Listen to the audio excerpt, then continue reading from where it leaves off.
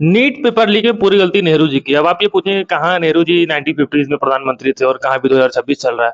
नहीं, ना उन्होंने एम्स बनाए होते, ना एम्स में एडमिशन की ज़रूरत पड़ती और ना ही बच्चे उस एम्स में एडमिशन लेने के लिए एंट्रेंस एग्ज़ाम देते हैं। पूरी की पूरी गलती नेहरू जी की है, उन्हें एम्स बनाना ही नहीं चाहिए था। उन्होंने एम्स बना के बच्चों पे इतना दबाव डाल दिया एग्ज़ाम निकालने के लिए कि मजबूरी में उनके माँ-बाप को पेपर खरीदने पड़ रहे हैं। और आप लोग प्रधान जी पे मत चढ़िए, उनके अंडर ये बहुत ही पुण्य का काम हुआ है। आप ही मुझे एक बात बताइए कि हर बच्चा तो बराबर होता नहीं है। हर बच्चे की पढ़ने की, सोचने-समझने की क्षमता जो है एक जैसी होती नहीं। कुछ बच्चे बहुत ही तेज होते हैं, बचपन से पैदाइशी तेज होते हैं और कुछ लोग जो है मंदबुद्धि पैदा होते हैं, फिर थोड़े कम उनके अंदर अंडरस्टैंडिंग रहती है। तो आप बताइए कि जिनके अंदर कम अंडरस्टैंडिंग वो डॉक्टर कैसे बनेंगे?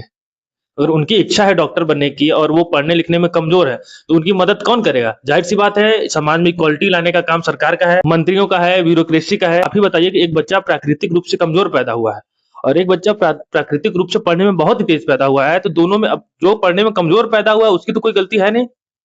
दोनों में समानता लानी ज़रूरी है ना। ये समानता बरकरार रखने के लिए, समानता लाने के लिए मजबूरी में हमारे सरकारों को, ब्यूरोक्रेसी को पेपर लीक कराने पड़ते हैं, पेपर आउट कराने पड़ते हैं। मुझे तो लगता है कि ये जो लोग धरना प्रदर्शन कर रहे हैं, ये लोग को धरना प्रदर्शन नहीं करना चाहिए। धरना प्रदर्शन उन लोगों को करना चाहिए जो जिन्होंने पैसे देकर पेपर खरीदे हैं।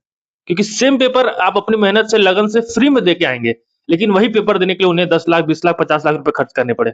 विक्टिम आप नहीं हैं, जो अपनी मेहनत से पेपर देने गए थे। विक्टिम वो है जो पैसे देकर पेपर खरीद के पेपर देने गए थे, क्योंकि उनका पैसा भी लगा और जो पेपर उन्होंने खरीदा वो पेपर हुआ भी और उसका वो पेपर कैंसल भी हो गया।